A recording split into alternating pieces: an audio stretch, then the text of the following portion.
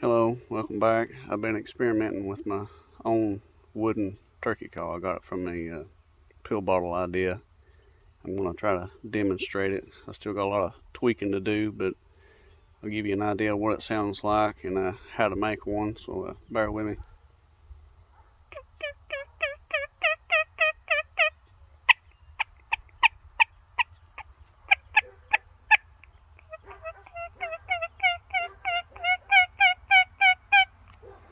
Alright, what I did was I took a latex glove and cut it. I try to get it as straight line as possible on the cut on the glove. Now all I did was take a piece of hardwood and drill it.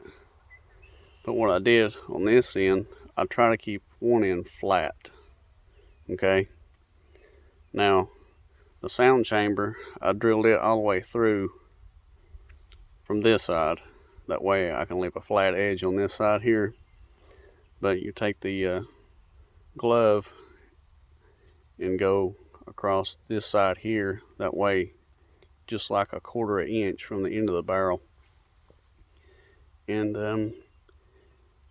give it a shot. Try it yourself.